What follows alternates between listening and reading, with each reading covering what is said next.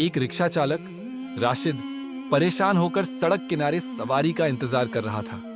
सुबह से उसे एक भी सवारी नहीं मिली थी और इस समय उसे पैसों की सख्त जरूरत थी।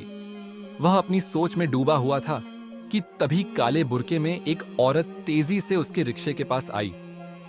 जल्दी चलो, वह बोली। मेरी बहू के यहां बच्चा होने वाला है, उसे लेकर मेरे साथ चलो। राशिद खुश हो गया कि चलो, अब उसे सवारी मिल गई। वह औरत रिक्शे में बैठकर उसे अपने घर का पता बताने लगी और राशिद तेजी से रिक्शा दौड़ाने लगा। थोड़ी ही देर बाद उसने रिक्शा एक घर के सामने रुकवाया और उस लड़की को लेकर नीचे आई जिसे प्रसव पीड़ा हो रही थी। राशिद ने देखा कि वह लड़की दर्द से तड़प रही थी। दोनों रिक्शे में सवार हुईं और राशिद ने तेजी से रिक्शा भगा दिया। कहां जाना है आपको बीबी? राशिद ने रास्ता पूछा तो वह बोली, मैं तुम्हें रास्ता बताती हूं, तुम बस वहीं लेकर चलना। वह दाएं बाएं मोड़ काटते हुए उसे एक अजीबोगरीब रास्ते पर ले जाने लगी। राशिद को गुस्सा आ रहा था क्योंकि वह लड़की दर्द से तड़प रही थी, जबकि वह औरत उसे अस्पताल ले जाने के बजाय किसी आबादी में लेकर जा रही थी। वह उसे रास्ता बताते बताते काफी दूर ले आई थी। 1 घंटा हो गया था, लेकिन वह आबादी आने का नाम नहीं ले रही थी। अब यह जगह राशिद के लिए बिल्कुल अनजान थी। उसने उस अजीब औरत को गुस्से से देखा। शायद उसे लड़की की तकलीफ की कोई फिक्र नहीं थी। वह उस लड़की को किसी दाई के पास लेकर जा रही थी। तभी अचानक उसने एक वीरान और सुनसान जगह पर रिक्शा रुकवाया। राशिद डर से सहम गया। आखिर यह इस लड़की के साथ करना क्या चाहती है? क्या इसे मारकर यहां फेंकना चाहती है? उसके दिमाग में अजीब अजीब सवाल आने लगे। फिर उसने रिक्शे का किराया अदा किया, जो उसने दुगना दिया था। उसने लड़की को रिक्शे से उतारा। वह लड़की दर्द की शिद्दत से कुछ भी समझने में असमर्थ थी और पूरी तरह से उस औरत के रहमो करम पर थी। वह उसे अपने साथ लेकर उस वीरान जगह पर तेजी से झाड़ियों के बीच से होती हुई न जाने कहां ले जाने लगी। राशिद को उस जालिम औरत पर शक हुआ। उसे लगा कि कहीं यह उस लड़की के साथ कुछ गलत न कर दे और उसे इस लड़की की जान बचानी चाहिए। यह सोचकर वह तेजी से उनके पीछे जाने लगा, लेकिन जैसे ही वह थोड़ा आगे आया, उसके पैरों तले से जमीन निकल गई। वहां न तो उस औरत का कोई नामो निशान था और न ही उस लड़की का। और तो और वहां कोई घर भी नहीं था कि वह दोनों किसी घर में चली जाती। राशिद पागलों की तरह इधर उधर देखते हुए उन्हें तलाश करने की कोशिश कर रहा था, लेकिन हद तो यह थी कि उनके पैरों के निशान भी उस रेतीली जमीन पर नजर नहीं आ रहे थे। थोड़ी देर तक वह उनका इंतजार करता रहा कि शायद वे दोनों उसे कहीं नजर आ जाएं। फिर वह वापस जाने का सोचकर अपने रिक्शे की तरफ आया, लेकिन उसके होश उड़ गए। उसे वापसी का रास्ता ही मालूम नहीं था। फिर भी उसने अल्लाह का नाम लिया और रिक्शा स्टार्ट कर दिया। उसने शाम को सफर शुरू किया था और अब रात हो चुकी थी। ऐसे में उसे याद ही नहीं था कि वह किस रास्ते से इस वीरान जगह पर आया है। एक अजीब सा खौफ उसे अपनी लपेट में ले रहा था। रिक्शे को इधर उधर भटकाते हुए वह यह जान ही नहीं पाया कि सड़क कहां है। धूल, मिट्टी, झाड़ियों और पेड़ों ने हर चीज पर पर्दा डाल दिया था। यह सोचकर उसके होश उड़ रहे थे कि वह वापस जाने का रास्ता भूल गया है। वह सोच रहा था कि क्यों वह उस औरत की बातों में आकर इस सुनसान जगह पर आया। उसे साफ मना कर देना चाहिए था कि वह इस रास्ते को नहीं जानता। परेशान होकर वह रात के 10 बजे घर जाने का रास्ता तलाश कर रहा था। थोड़ी ही देर के बाद रिक्शे से एक अजीब सी आवाज आई और वह खुद ब खुद बंद हो गया। अब तो उसके होश ही ठिकाने नहीं रहे। उसे लग रहा था कि पूरी रात यहीं गुजारनी पड़ेगी। भूख, प्यास और थकान ने उसकी सोचने समझने की शक्ति को भी पंगु बना दिया था। अब वह किससे मदद मांगे? सोचते सोचते उसका दिमाग सुन्न हो रहा था। तभी दूर उसे एक दिया जलता नजर आया। वहां एक रोशनी चमक रही थी। वह तेजी से उस दिए की तरफ जाने लगा। यह देखकर वह खुश हो गया कि वहां एक घर था जिसके अंदर से लोगों की आवाजें भी आ रही थी। बिना सोचे समझे उसने दरवाजे पर दस्तक दे दी थी, यह जाने बिना कि भला इस वीरान जंगल में यह रहस्यमय घर किसका हो सकता है। राशिद एक गरीब रिक्शा ड्राइवर था। बचपन से ही वह मेहनत मजदूरी करता आ रहा था। वह अपनी 3 बहनों का इकलौता भाई था। बहनों को उससे बहुत उम्मीदें थीं। जब वह कॉलेज के फर्स्ट ईयर में था, तभी उसके पिता का अचानक इंतकाल हो गया था। इसके बाद उसने फौरन पढ़ाई छोड़ दी थी। लोगों ने उसे मशवरा दिया कि वह पढ़ाई के साथ साथ मेहनत मजदूरी भी करे, लेकिन उसके अंदर इतनी ताकत नहीं थी। घर के हालात बहुत खराब थे और घर भी किराए का था। फिर धीरे धीरे वक्त गुजरने लगा और उसने रिक्शा चलाना सीख लिया। यह उसके पिता का ही रिक्शा था, जो बिल्कुल टूटा फूटा था। उसने उसकी मरम्मत करवाकर उसे नया जैसा बना लिया था। अब यह उसके रोजगार का जरिया था। अभी तक वह अपना घर भी खरीद नहीं पाया था। ऊपर से तीनों बहनें भी जवानी की दहलीज पर कदम रख चुकी थीं। अब उनकी शादी करने की उम्र थी। यही सोचकर वह परेशान रहता कि बहनों की शादियों में दहेज कहां से देगा, क्योंकि आजकल पेट्रोल और सीएनजी महंगी होने की वजह से उनका रोजगार बिल्कुल ठप होकर रह गया था। आए दिन हड़तालों की वजह से वह वैसे भी काम पर नहीं निकलता था। बहनें भी सिलाई कढ़ाई करके घर चलाने में उसकी मदद कर रही थीं, लेकिन उसे उन्हें यूं मेहनत करते देखकर बहुत दुख होता था। दरअसल हर महीने घर का किराया भी तो देना होता था, इसीलिए उसकी मां को किराए की बहुत फिक्र रहती थी।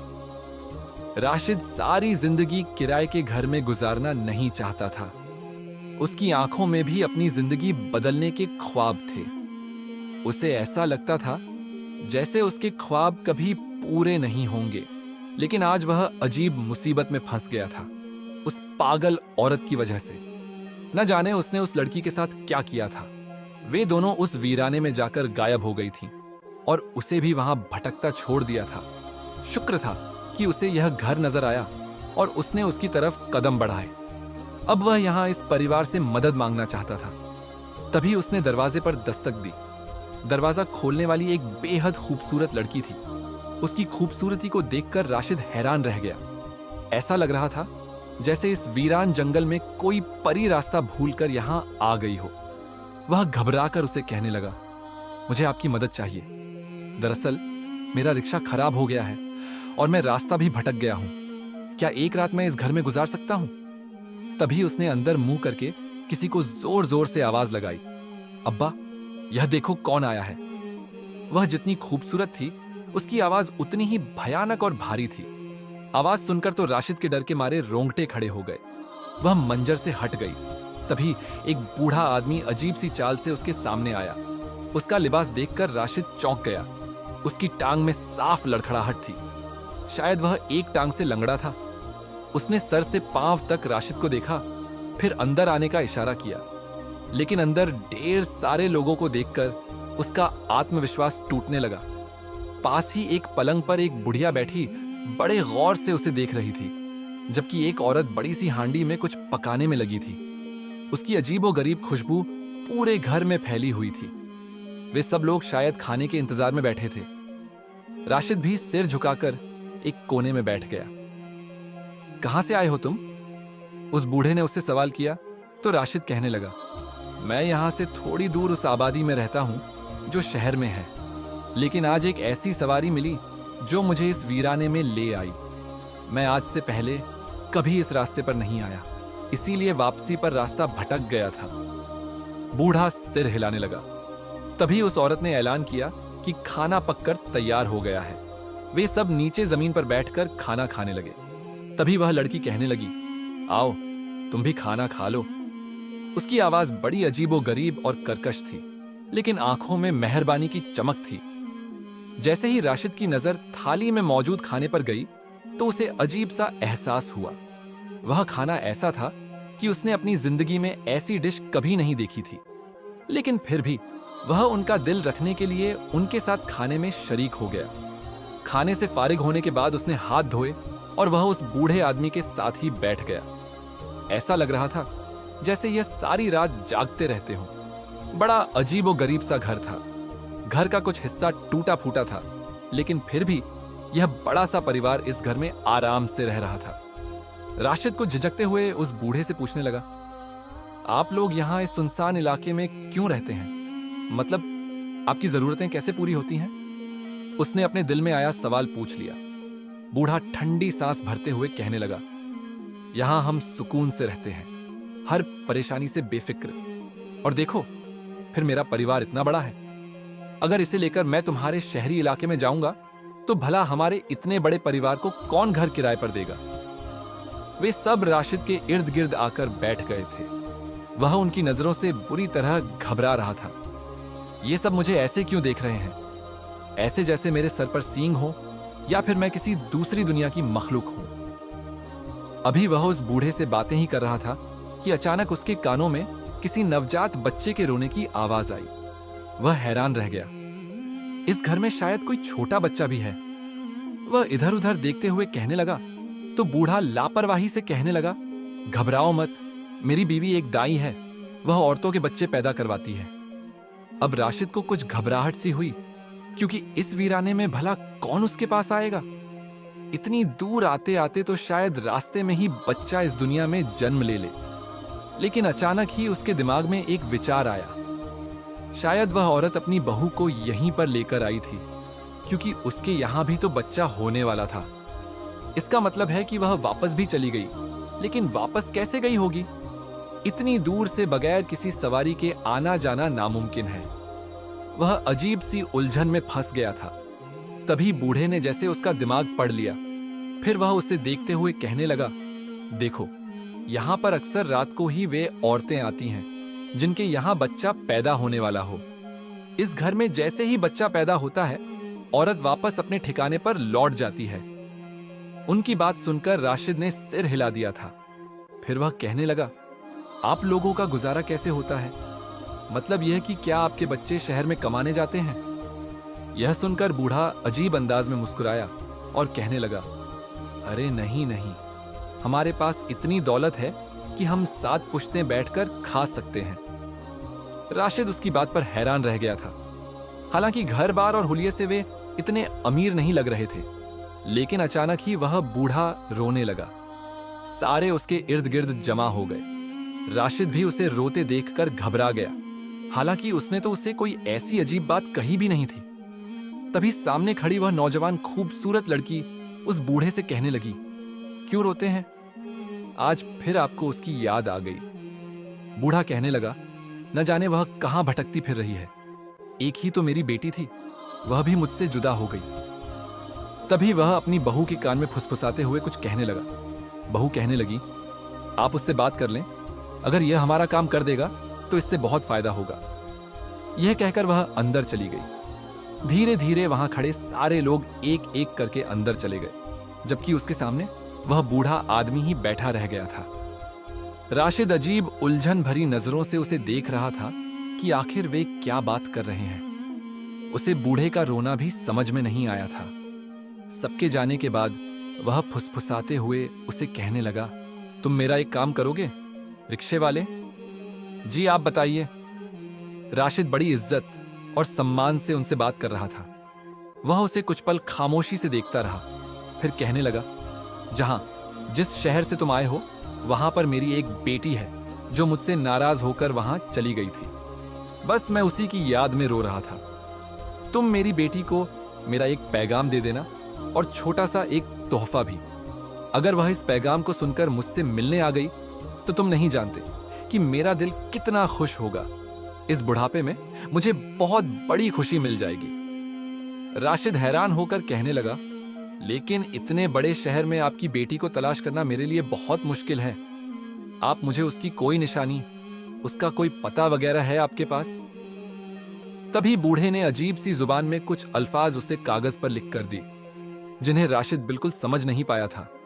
उसे यह अल्फाज समझ तो नहीं आए थे और न ही उस पर लिखा हुआ एड्रेस, लेकिन फिर भी उसके दिल में यह ख्याल आया कि शहर में कोई तो ऐसा होगा जो यह जुबान समझकर उसे यह एड्रेस बता दे। वैसे भी यह बूढ़ा इस वक्त बहुत दुखी लग रहा था। वह उसे इनकार करके उसे और दुख में नहीं डालना चाहता था।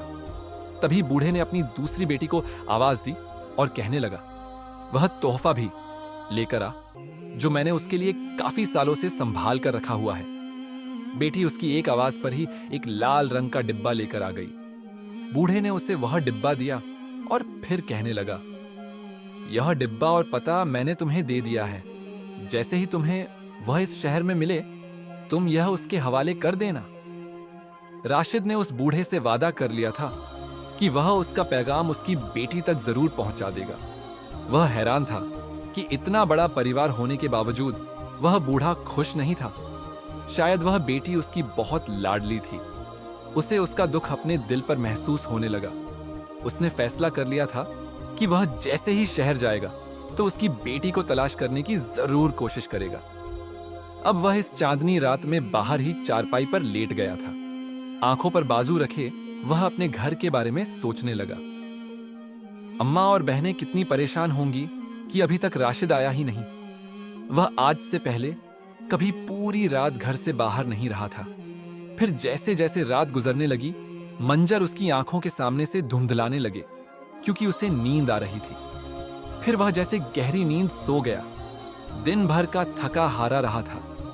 सुबह चिड़ियों के चहचहाने से ही उसकी आंख खुली थी। वह हैरान परेशान सा चारों तरफ देख रहा था। फिर एकदम से ही उसका दिल धक से रह गया। वह जो रात को उस घर में सोया था, लेकिन अभी वह अपने रिक्शे में बैठा बैठा गहरी नींद में था। उसने पागलों की तरह अपने चारों तरफ देखा।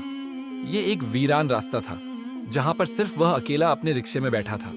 वह फौरन ही रिक्शे से उतरा और इधर उधर देखते हुए उस घर को तलाश करने लगा जिसमें उसने रात गुजारी थी। लेकिन उस घर का यहां नामो निशान भी नहीं था। वह अपना सर पकड़े दहशत में था। यह सब मैंने कोई ख्वाब देखा था या मेरे साथ हकीकत में हुआ था?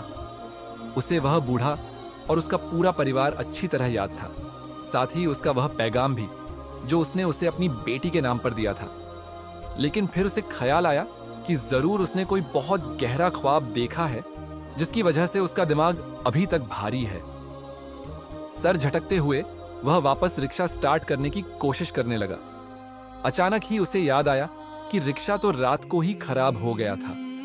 तभी उसकी नजर रिक्शा की पिछली सीट पर पड़ी तो उसके पैरों तले से जमीन निकल गई। वह लाल रंग का डिब्बा और साथ में रखा सफेद कागज। उसने कांपते हाथों से वह कागज उठाया। अजीब सी जुबान में लिखा हुआ उसकी बेटी का वह एड्रेस अभी भी ऐसे ही उसके हाथ में मौजूद कागज पर लिखा हुआ था। अब उसका माथा ठनका। मैंने कोई ख्वाब नहीं देखा था, यह सब हकीकत में मेरे साथ हुआ है। वह बेचैनी से एक बार फिर से उस घर को तलाश करने लगा, लेकिन इस वीराने में उसका नामो निशान भी नहीं था। अचानक ही दूर मोटरसाइकिल पर उसे एक आदमी अपनी तरफ आता हुआ दिखाई दिया। उसने बेख्तियार हाथ के इशारे से उस आदमी को रोका था। वह कुछ घबराकर उसके सामने रुका और फिर उसे ऐसे देखने लगा जैसे उसने कोई भूत देख लिया हो। राशिद उसे कहने लगा, आपको रोकने के लिए माफी चाहता हूं, लेकिन मुझे इस वक्त आपकी मदद की जरूरत है। दरअसल मेरा रिक्शा कल रात से खराब है। खुदा के लिए मेरी मदद करें ताकि मैं भी इस बयाबान जगह से निकलने में कामयाब हो जाऊं। तो वह फुसफुसाते हुए कहने लगा, अरे भाई साहब, आप भी कहां रिक्शे को लेकर आ गए हैं? यह जगह तो बड़ी भारी है। क्या मतलब है आपका? राशिद हैरान रह गया था। तो वह इधर उधर देखते हुए कहने लगा, दरअसल इस जगह पर भूत प्रेत का साया है। अक्सर यहां से गुजरने वाले लोगों को वे बहुत परेशान करते हैं। आपके साथ कोई अजीब घटना तो नहीं हुई? राशिद ने ना में सर हिलाया और कहने लगा, नहीं, मैंने तो अपनी रात बड़ी सुकून से गुजारी, लेकिन मुझे नहीं मालूम था कि यह जगह भारी है। तभी मेरा रिक्शा भी यहां पर खराब हो गया। अब वह आदमी उसके साथ उसका रिक्शा ठीक करवा रहा था। उसके पास पानी की एक बोतल भी थी। थोड़ी ही देर में रिक्शा स्टार्ट होने में कामयाब हो गया था। राशिद ने उसका शुक्रिया अदा किया तो वह फुसफुसाते हुए कहने लगा, जल्दी निकलें इस जगह से। शुक्र करें कि आपकी जान सही सलामत है। राशिद ने वह लाल रंग का डिब्बा और कागज उस आदमी की नजरों से छुपा लिया था, कहीं उसे देखकर वह कोई सवाल जवाब करना न शुरू कर दे। फिर उसने तेजी से रिक्शा स्टार्ट किया और उस जगह से अपने घर की तरफ लेकर जाने लगा। अभी तक उसका दिमाग भारी हो रहा था, दिमाग बोझल, ऐसा लग रहा था जैसे कोई भयानक ख्वाब देखा हो। घर पहुंचा तो वह अपने कमरे में वह लाल रंग का डिब्बा और कागज छुपाकर अपनी मां के पास आ गया। मां बड़ी परेशान थी। साथ में बहनें भी कहने लगीं, कहां थे आप भाई पूरी रात से? हम लोग तो मोहल्ले वालों के पास जाकर आपको ढूंढने का कहने ही वाले थे। आपको पता है आजकल शहर के हालात भी ठीक नहीं। राशिद उन्हें तसल्ली देते हुए कहने लगा कि परेशानी की बात नहीं, बस एक सवारी की वजह से देर हो गई थी, इसीलिए उसने रात वहीं पर गुजार दी। उसने उन्हें कुछ भी नहीं बताया था कि उसके साथ क्या अजीबोगरीब घटना पेश आई। अगले दिन वह रिक्शा लेकर निकला और सड़क किनारे खड़ा था। अभी तक कोई सवारी भी नहीं लगी थी। वह पास से गुजरने वाले एक पढ़े लिखे शख्स के पास गया और उसे कहने लगा, क्या आपको यह जुबान समझ में आती है? उसने जैसे ही वह कागज उसके हाथ में थमाया, वह शख्स उन शब्दों को देखकर हैरान रह गया। बड़ी हैरत से कहने लगा, आज तक मैंने यह जुबान न तो कभी किसी किताब में देखी है और न ही मोबाइल वगैरह पर। यह कागज आपको किसने दिया है? वह हैरान परेशान उन शब्दों को समझने की कोशिश कर रहा था, लेकिन राशिद जान गया था कि उसे यह जुबान समझ नहीं आती। फिर उसने एक दो नहीं बल्कि कई 100 लोगों को वह कागज दिखाने की कोशिश की, लेकिन किसी को भी यह जुबान समझ नहीं आती थी। उस पर लिखा एड्रेस कहां का है? फिर उस दिन वह एक दूसरी जगह पर रिक्शा लेकर खड़ा था, जहां पर उसने अभी अभी एक सवारी को उतारा था। वह थक हार कर एक पेड़ के नीचे बैठकर पानी पीने लगा। तभी उसने देखा कि उसके बिल्कुल बराबर में एक बूढ़ा दरवेश बैठा था। वह अपने कलम से कागज पर कुछ लिख रहा था। उसकी लिखावट बहुत ही खूबसूरत थी। अचानक ही उसके दिमाग में एक विचार आया। उसे ख्याल आया कि यह इतनी उम्र का दरवेश है, जरूर यह सैकड़ों जुबानों के बारे में जानकारी रखता होगा। फिर जैसे ही उसने उसे वह कागज दिखाया तो वह बड़े अजीब से अंदाज में मुस्कुराने लगा। उसे सिर से पांव तक देखकर कहने लगा, यह कागज तुम्हें किसने दिया है? राशिद लापरवाही से कहने लगा, दरअसल यह एक आदमी ने मुझे दिया था। यह उसकी बेटी का एड्रेस है। मैंने उसकी एक अमानत उस तक पहुंचानी है। वह कुछ पल खामोश रहा, फिर कहने लगा, वह आदमी दिखने में कैसा था? राशिद हैरान रह गया था उसकी बात पर। फिर उसे कहने लगा, जैसे आमतौर पर इंसान होते हैं वह वैसा ही था। उसका एक बहुत बड़ा परिवार था, लेकिन वह मेरे सामने रो रहा था कि उसकी बेटी उससे जुदा हो गई है, इसीलिए वह अपनी बेटी से मिलना चाहता है। तभी उसकी बात सुनकर वह दरवेश फकीर कागज पर अपने कलम से कुछ लिखने लगा। फिर उसने उसके हाथ में एक एड्रेस थमा दिया था।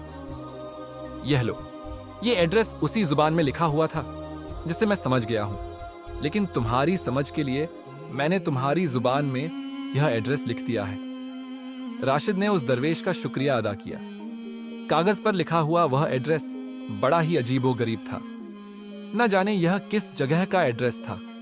वह आज तक यहां पर नहीं गया था, लेकिन अचानक ही उसके दिमाग में ख्याल आया कि यह जगह आबादी से पिछली तरफ तो कच्ची बस्ती है, वहां से थोड़ी दूर एक घर का एड्रेस है। ये मुझे उसी घर में जाना चाहिए। शायद उस बूढ़े की बेटी वहीं पर रहती है। अगर मैं उसकी अमानत उसके हवाले कर दूं तो मेरे सर से जैसे कोई बोझ उतर जाएगा। उसने वह एड्रेस अच्छी तरह से संभालकर अपनी जेब में रख दिया था। अगले दिन जैसे ही वह घर से निकलने लगा तो वह लाल रंग का डिब्बा अपने साथ लेना नहीं भूला था। जाहिर है उसे वह उसकी बहन के हवाले करना था।